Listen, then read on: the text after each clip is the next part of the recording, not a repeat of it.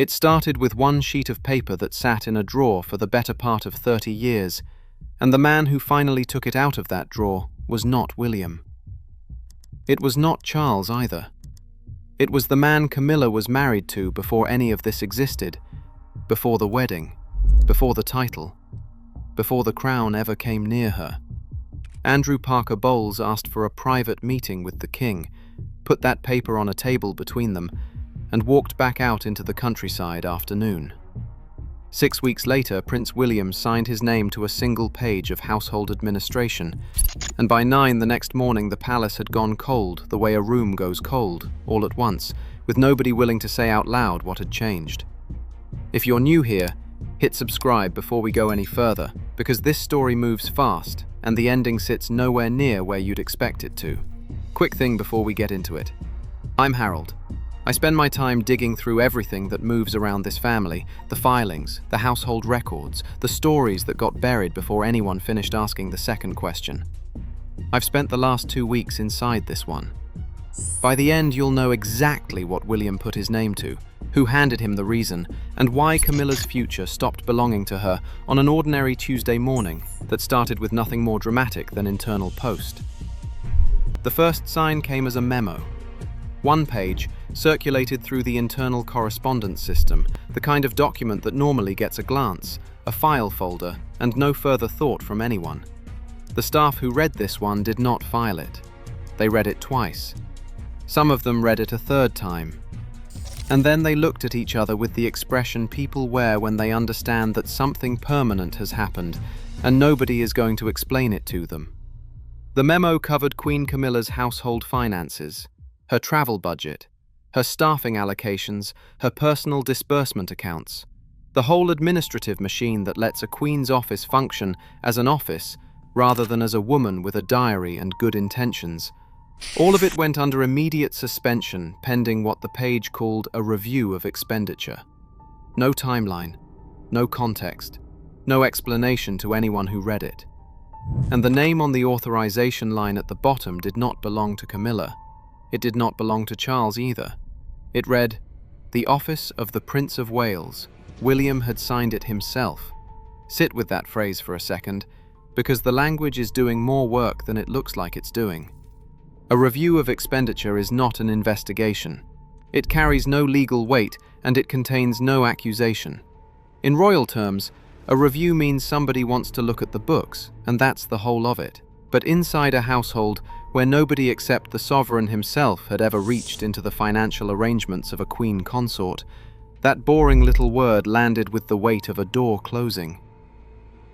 By 9 that morning, the corridors had gone into the particular silence palaces produce when something serious has happened, and no one has been cleared to talk about it. Staff moved with more care than usual. Conversations got shorter.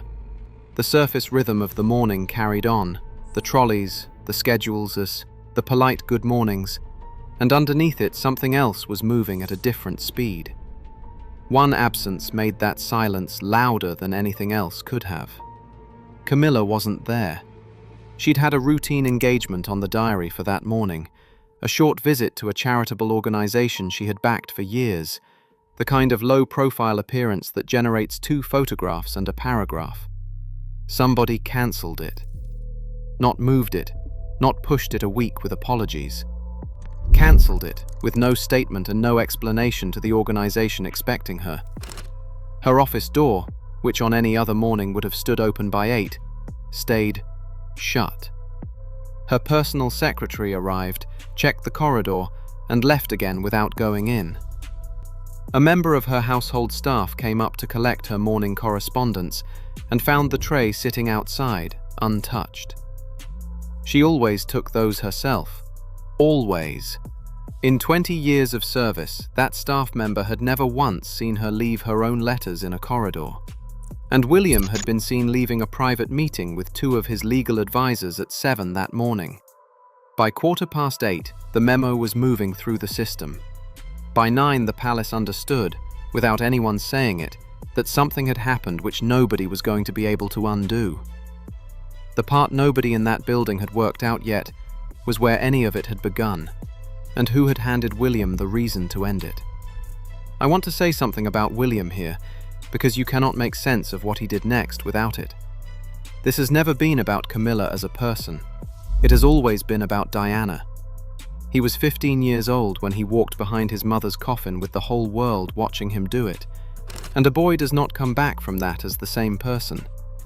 The quiet control, the reluctance to explain himself, the habit of moving only when he is certain, all of it comes out of the years when he watched an institution decide his mother's version of events was inconvenient. He learned early what happens inside these walls when the paperwork favors one side. And he has spent his adult life making sure the paperwork lands on his desk first. Charles had known since the previous evening. The people closest to him would later describe those hours between one private conversation and the following morning as the hardest stretch they had watched him go through in years of service. No raised voices, no visible collapse. None of the outward signals people picture when they hear the word crisis. It was quieter than that. A man had been handed something he could not unknow, and he spent the whole night sitting with it, alone. He cancelled dinner that night, a small thing on its face, and anyone receiving a short message from his private secretary would have read nothing into it. But the people who know his habits will tell you the evening meal, taken privately with one member of staff in attendance, is the one rhythm he protects no matter what the day has thrown at him. He cancelled it that night. By morning, the people around him noticed the quality of his composure. The stillness of a man who has made a decision he cannot take back, and now has to carry it through a full day of engagements while smiling at strangers. His eyes, one aide remarked weeks afterwards, looked like the eyes of somebody who hadn't slept and had decided sleep was no longer the question. Catherine said nothing publicly, and that surprised nobody. She worked out a long time ago that the most powerful thing a person in her position can offer during turbulence is the absence of anything that can be used against her later. But the people watching her that morning picked up something past ordinary restraint. She was present, attentive, correct in every visible way, and completely unreachable. The distance she held was protection. Of William, of the children, of the space around a decision her husband had made. Princess Anne turned up to a scheduled engagement that morning and completed it without deviation, because of course she did. Observers noted only that her exchanges with staff ran shorter than usual, her answers clipped in the way that with her signals preoccupation rather than temper. She has spent enough decades inside that institution to read its silences without help. She read this one, and she kept her mouth shut. The staff felt it hardest, the way staff always do. 2 members of Camilla's household office arrived that morning, and a senior administrator told them their schedules had been suspended and that they should make themselves available. No further instruction came. They sat in a small anteroom for 2 hours, and neither of them asked the other the question they were both chewing on, because nobody in that building had been cleared to answer it. None of them knew yet. Not Charles with his sleepless composure, not Catherine holding her careful distance, not Anne with her clipped answers, not the 2 staff members sitting in an anteroom with no schedule and no explanation. The sequence had not started inside the palace at all. It started 6 weeks earlier, with a meeting arranged through channels that left no record anywhere, between a king and the man his wife had been married to before him. 6 weeks before that memo, a message moved through an intermediary. It avoided the correspondence systems that govern how senior royal figures talk to the people around them, the formal pathways that leave records and pass under the eyes of private secretaries trained from their first week to document everything crossing a desk. The message traveled through a retired equerry, a man who had given 3 decades to royal service, who knew both households in the way only long proximity produces, and whose name carries in the relevant circles the weight of a man nobody has ever had a reason to distrust. The message was short. Andrew Parker Bowles wanted a private audience with the king. The request on its own wasn't unthinkable. Those 2 men are not strangers and never have been. They have moved through overlapping worlds for 50 years, military circles, the social geography of the English countryside, the sort of occasions where people with a complicated shared history end up in the same room and handle it with the practiced ease of their generation. They were never close. They were the kind of not close that two men arrive at when each has made a private peace with a situation neither of them chose. And I'd point out that this is not speculation about their relationship. Reporting around the coronation in May 2023 noted that Andrew Parker Bowles was given a seat inside Westminster Abbey, while his former wife was crowned beside the king. That's the arrangement these people had made with each other: civil, functional, and public. This request differed in two ways: the channel it came through and the condition attached to it. Andrew Parker Bowles asked specifically that the meeting not be logged. No entry in the official diary, no staff in the room, no record of the conversation beyond whatever the two of them chose to carry out of it. In a household where nearly every interaction involving the king passes under at least one layer of documentation, that condition was strange enough that the equerry carrying it paused before he delivered it. Not out of reluctance, out of an awareness that he was passing across something which once passed could not be taken back. Charles agreed to the meeting. The few people who learned about it afterwards described his agreement as something sitting between reluctance and inevitability. He had understood, from the shape of the request and the identity of the man making it, that whatever Andrew Parker Bowles had been carrying all these years, he had decided he was done carrying it alone. That understanding produced no resistance in Charles. It produced acceptance that the conversation was coming either way, and that his only choice was whether he met it head-on or waited for it to find him through somebody else's front page. They met on a Wednesday afternoon at a private address in the countryside, nowhere with a connection to either man's official life. A house belonging to the retired equerry himself, offered up with the discreet generosity old networks produce without anybody discussing terms. Andrew Parker Bowles said whatever he said in that room, and it stayed between the two of them. His staff still talk about the way Charles looked when he came back that evening. He looked like a man who had been handed an object he recognized on sight, and had been hoping for a very long time that he would never have to hold it. Last week, I covered the story of William stripping Camilla's family of their home, and the reason the lawyers found when they went looking. A lot of you wrote in asking the obvious follow-up, which is what happens when that same method gets pointed at Camilla herself rather than at the people around her. That's today. And the answer starts with what Charles did the moment he got home. He did not summon her through the usual channels. No message through a private secretary. No entry added to the official diary. No notation of the kind that turns a private conversation into a record somebody can request 3 years later. He sent word through one member of staff who was given nothing to write down, saying he wished to speak with her that afternoon. The informality was the signal. Inside a household where even the most intimate exchange between two senior members of the family moves through a layer of administrative structure. Taking that structure away said something no message could have said plainer. She came within the hour. He had chosen a room they both knew well, a smaller sitting room on the upper floor of the private residence, used for conversations that need distance from the working parts of the household. No desk positioned to establish who outranked whom. 2 people, and a document on the low table between them that Charles had put there before she arrived and had not touched since. Camilla looked at the document before she looked at him. 1 sheet. A photocopy rather than an original, carrying a date from the period straight after her divorce from Andrew Parker Bowles, years before anybody had put the words marriage and Charles in the same sentence.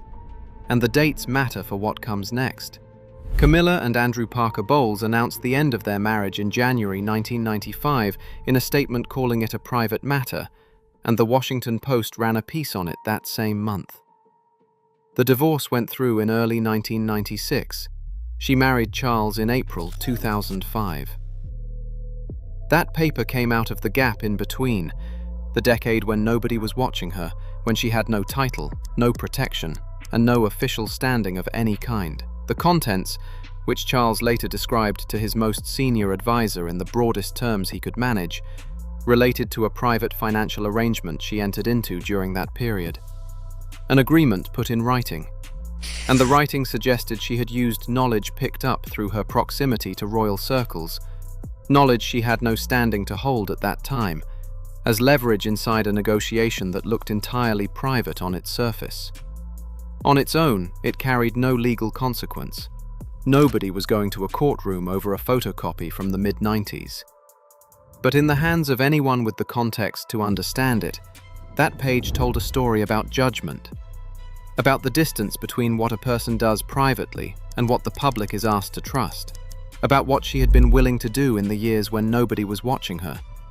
Charles asked her one question, not an accusation delivered with the force of certainty, a question shaped with the care of a man who had spent 6 weeks working out exactly how to hold what he'd been handed.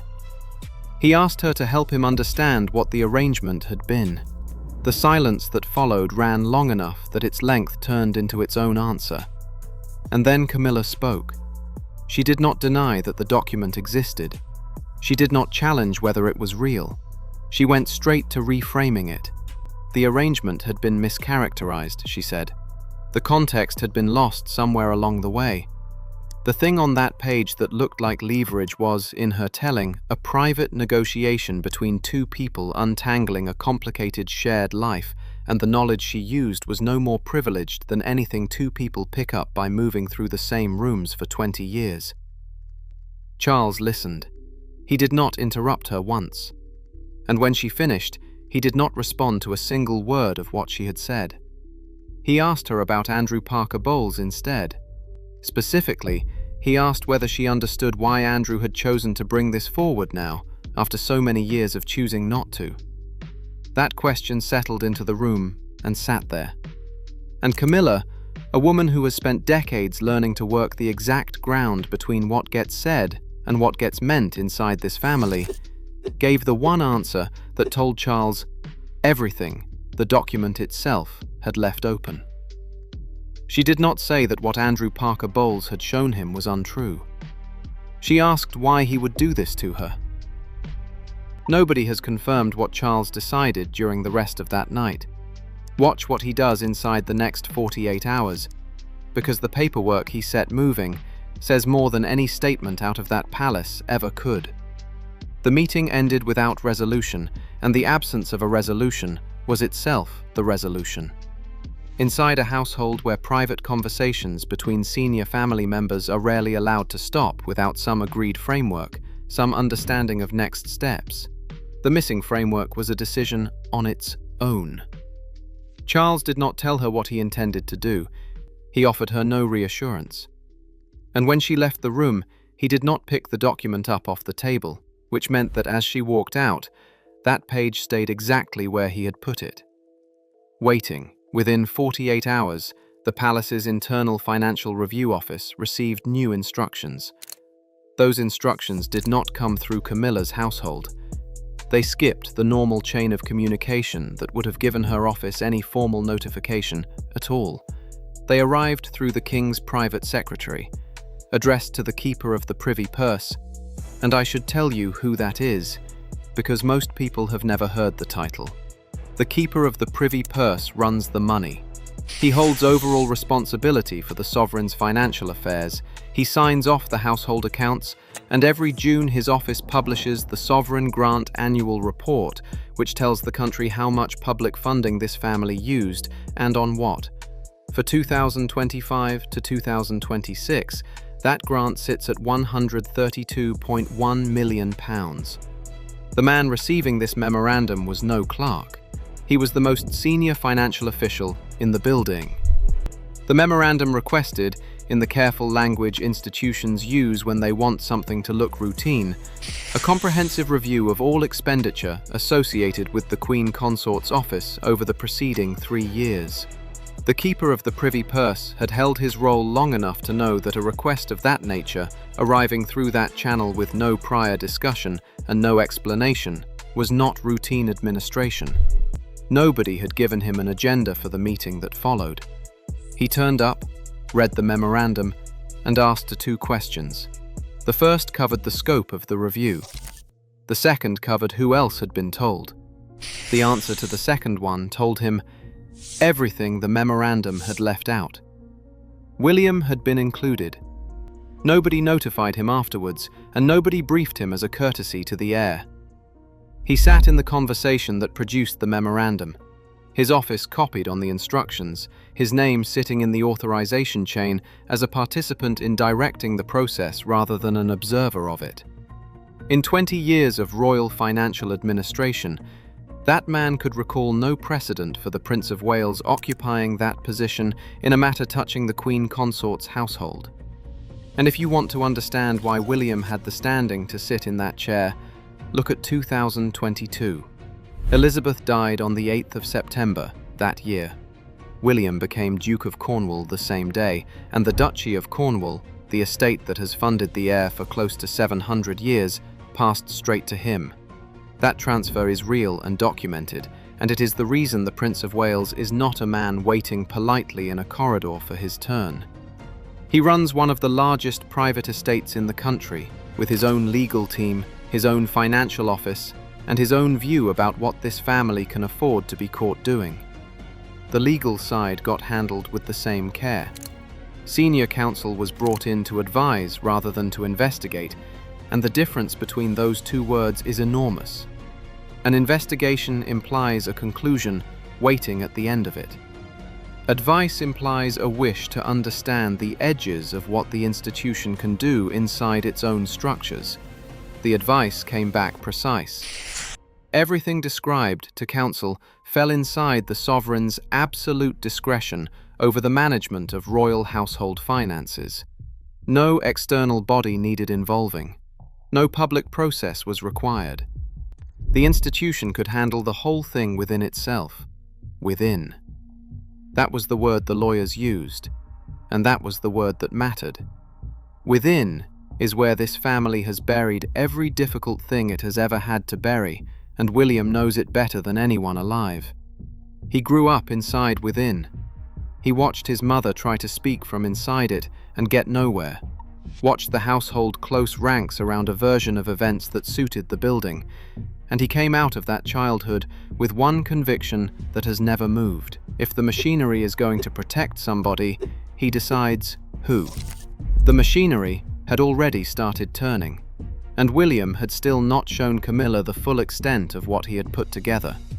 That confrontation was coming, and when it came, it happened somewhere far less private than either of them had planned for. The changes started quietly, the way the serious changes inside a royal household always start. No announcements, no statements through official channels, no briefings handed to the press. Small alterations to the ordinary texture of daily life inside the palace, the kind that mean nothing without context and everything to the people who have spent years learning to read that institution through its details. Camilla's engagement diary went first.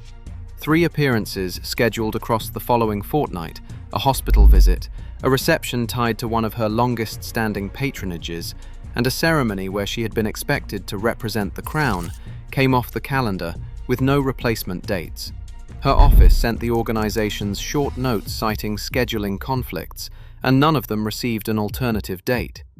The staff who run her public calendar understood exactly what they were looking at. A scheduling conflict that produces no rescheduling is not a scheduling conflict. Somebody has removed her. 2 members of her household office were reassigned. The palace handled it with the efficiency it saves for personnel changes it would rather nobody examined. No formal announcement. No acknowledgement in any internal communication that might create a paper trail.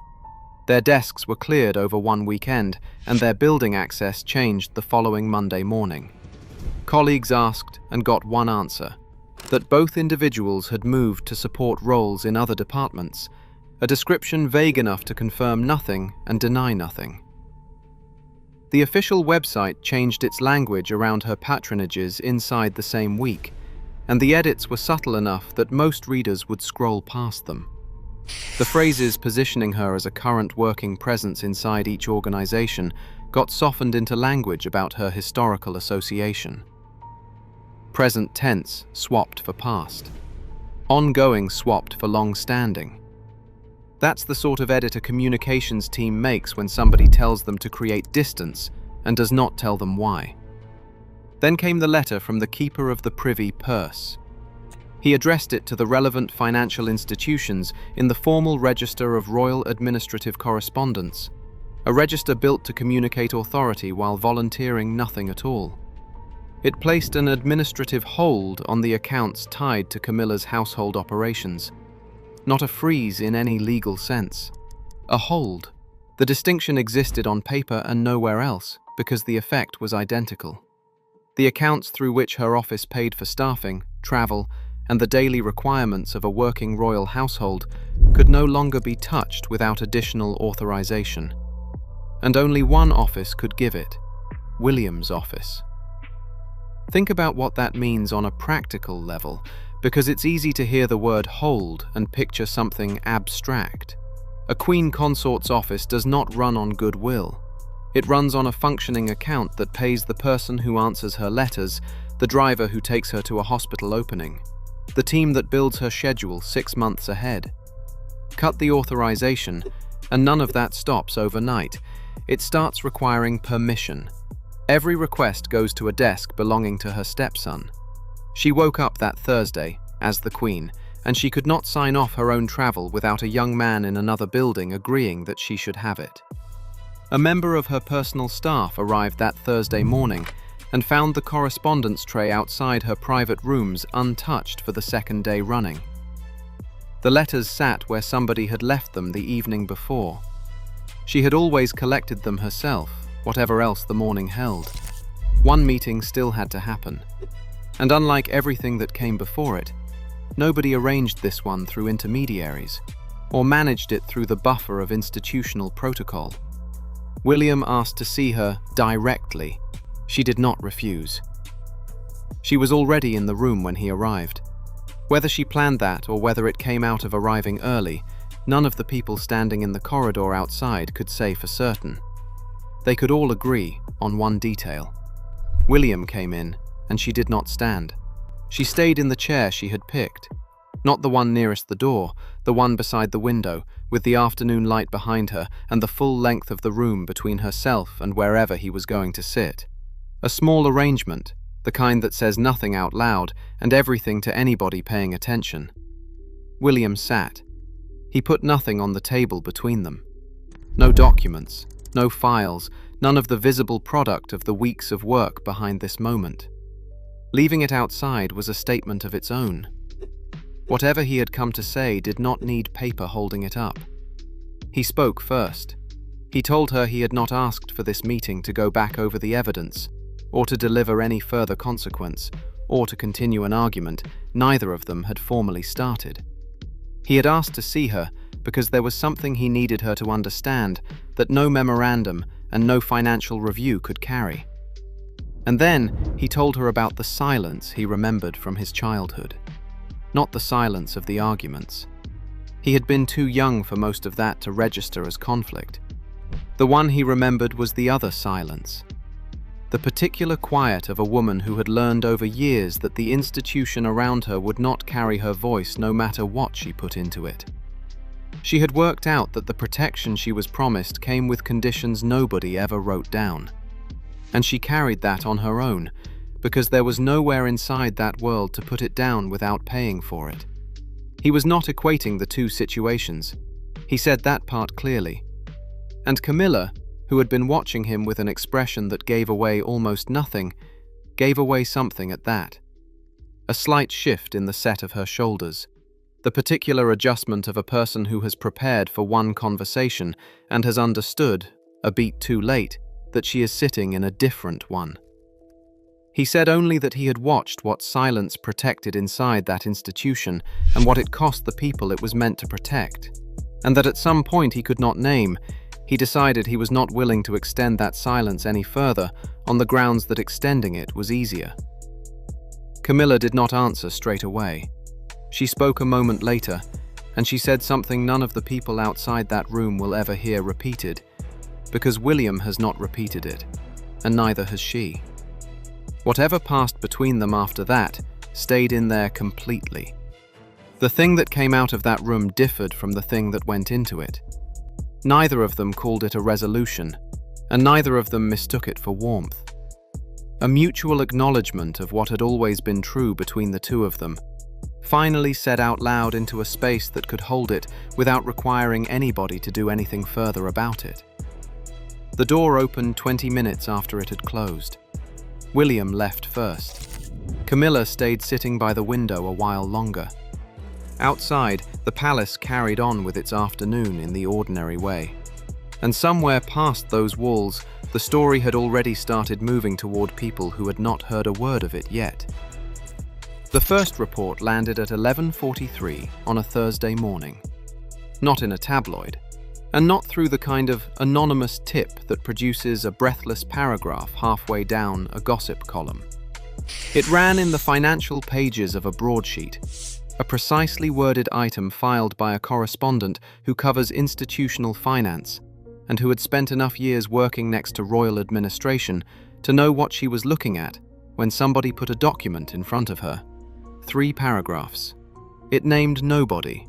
It described, in the restrained register financial journalism uses when it wants to survive a lawyer's read, an administrative hold placed on accounts associated with a senior member of the royal household, pending an internal review of expenditure authorized at the level of the heir apparent's office. No accusation, no dramatic language anywhere in it.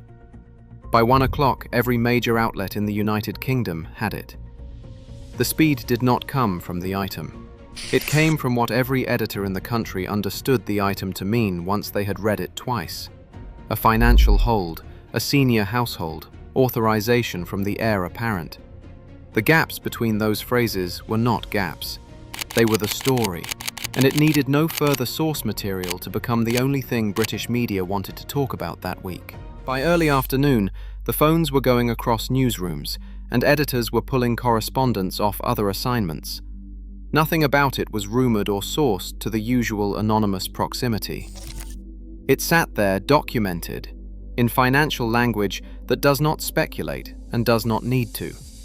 Constitutional experts got calls inside the hour, and their answers split along a line that had less to do with the facts than with what each of them believed the facts signified.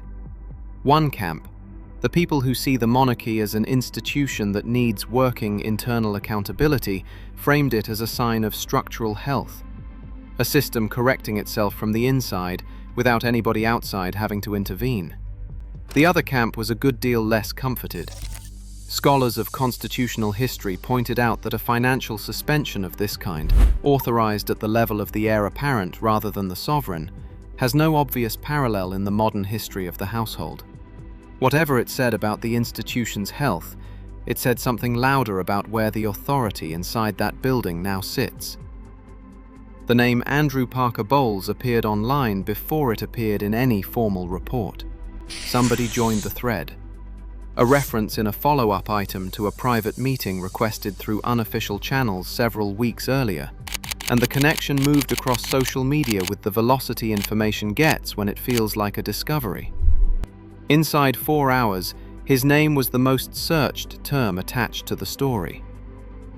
A man who had spent years at the comfortable edge of royal coverage, mentioned now and then in historical context and otherwise left alone, woke up at the center of a question the public had decided it wanted answered. Which was why now, after 30 years of silence? And why him, of all people? And how long he had been sitting on it? The palace released one sentence through its communications office at 3. The household does not comment on private financial matters. One sentence, in a situation that had already generated several hundred media inquiries. The brevity said what a longer statement could not. Nothing was being offered because nothing that could be offered would improve the position. That silence was the last piece of control available to an institution that had lost control of the story. By evening, the question had stopped being what happened. The question had become what a single public appearance, already on the calendar for 3 days later, was now going to look like, and what it was going to tell the world that no statement ever would. That service had been booked for months, a national commemoration at one of the older churches in the city.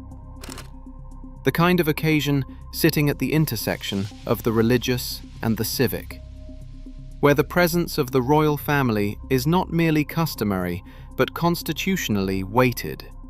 Nobody can cancel it without producing a statement, and nobody can attend without producing photographs. Whatever had happened inside those palace walls over the preceding weeks, this engagement was going ahead. And anybody who has watched this family for any length of time knows what an uncancellable engagement turns into when the people walking into it are carrying what these people were carrying. Every detail of it becomes language. The cars arrived in separate sequences. The photographers clocked that first, because the logistics of royal arrivals at occasions of this weight are never accidental. Somebody decides who travels with whom, in which vehicle, arriving in what order, and a protocol office has been managing the semiotics of royal movement for generations. The separation was small, and on its own it produced no obvious image. But the people who have covered this family long enough recognized a deviation on sight. Inside the church, the seating did the rest. Charles and Camilla sat in the same row because protocol required it. But the distance between them, a space that would normally close by itself as the row filled, stayed open. Nobody filled it. Whether that came out of the seating plan or out of some quieter negotiation in the minutes before the service, the result was identical. A space, visible in every photograph from the press gallery, visible in the pool camera footage, and by the following morning on the front page of 4 national newspapers with no caption required. William sat with Catherine several rows forward and did not look back once during the service. He kept his attention on the altar with the stillness of a man who has decided that the most powerful thing available to him in a room like that is to be present, composed, and unreachable by whatever is gathering behind him. Catherine sat beside him, wearing the expression she has perfected across years of public life, attentive, warm at the right moments, revealing nothing she had not chosen in advance to reveal. The image that traveled furthest was not a confrontation. Nobody confronted anybody. It was a photograph taken during the final hymn, a wide shot capturing the whole royal seating area, the voices rising around them, the occasion performing its ceremonial function without a flaw in it. And in the center of that image, between 2 pairs of hands resting on order of service cards, sat the empty space in the pew. Neither pair of hands reached toward it. Neither pulled away from it. They existed on either side of a gap that the camera recorded with complete neutrality and that the public read with absolute clarity. 50 years of one of the most argued about relationships in this country, and it came down to 18 inches of empty wood that nobody was willing to cross in front of a live camera. Camilla left before the formal recession finished. A smaller security detail than her position would normally require walked her to the car. That adjustment, the number of personnel assigned, the vehicle used, the exit route taken, is the kind of operational change the public never notices, and everybody inside the institution understands within the hour. The household had recalculated her position, and it does not make that calculation twice. The car pulled away, the service carried on, and that photograph was already moving across every platform that carried it, saying all the things the palace's one careful sentence had declined to say. Nobody marked the change with any ceremony, which fits how this institution has always handled its serious internal shifts. No announcement, no acknowledgement. A gradual redistribution of small details that piles up over months into a new reality. The absence of a statement was policy, not oversight. The palace worked out centuries ago that the most durable changes are the ones nobody ever has to explain. Camilla moved to a country residence outside the immediate orbit of the working household. No official communication described the move as anything other than a personal arrangement. The distance it created, geographic and institutional and symbolic all at once, went unnamed. Somebody established it, and then everybody was left to understand it for themselves, which they did. Her patronages kept her name on their lists, and the organizations she had backed received no formal notification that anything had changed. But the invitations that used to arrive from the palace, coordinating her appearances at their events, started arriving less often. Then they stopped. The organizations adapted the way organizations do, redirecting their correspondence and saying nothing in public that might oblige the palace to respond. Charles carried what he was carrying, the way he has always carried the hardest things, visibly only to the people who know where to look. His public schedule ran without interruption. The engagements, the speeches, the ceremonial functions, all of it delivered with the consistency he has spent his entire life training himself to produce, regardless of what is happening underneath. The people around him noticed one thing: the energy he has always brought into private conversation, that quality of curiosity about whoever is standing in front of him, thinned out in the months that followed. Not gone. Thinned, the difference between a man who is fully present and a man who is present enough. William said nothing publicly about any of it, and he did not need to. The authority he now carries inside that institution is not the authority of a man who won an argument. It belongs to a man who got tested against a costly decision and did not move. That kind of standing does not announce itself. It exists. The people around it adjust, and after enough time, the adjustment becomes the new normal. Andrew Parker Bowles was never publicly connected to any of it. His name stayed in circulation for a few weeks, carried by public curiosity and by the media's need to attach a story to a chain of cause and effect. Then the coverage moved on, and he went back to the comfortable edge where he has always lived, present in the historical record, absent from the conversation, having done the thing he decided to do.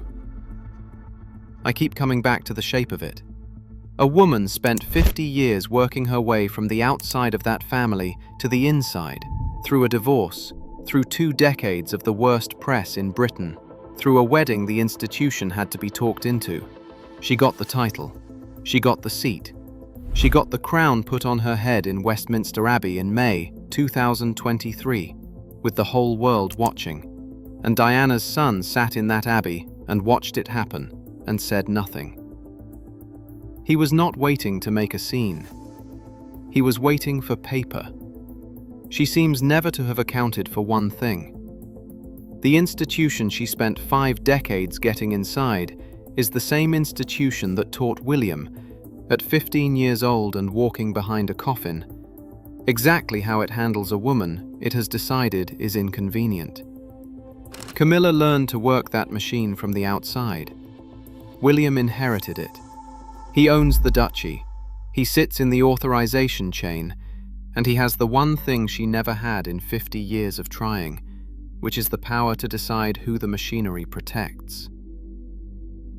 The thing left standing when the noise settled and the palace re-established the appearance of its ordinary rhythms had no clean name. Nobody in that family would call it a rupture, and nobody would call it a resolution. It is the condition a family arrives at when something true has finally been said out loud that cannot be unsaid, and everybody has to build whatever comes next on ground that has shifted under them. The palace doors never closed on Camilla. They opened less often, and then less often again, and that turned out to be the crueler version. A woman who spent her whole life fighting her way into that building ended up as the only person inside it who has to ask a younger man's office for permission before she can spend a morning as herself. She kept the title. She lost the thing the title was for. Thanks for watching. If this one gave you something, like the video and subscribe, because I am working through the rest of this paper trail, and there is more of it than anybody at that palace would like. I'm Harold, and I'll see you on the next one.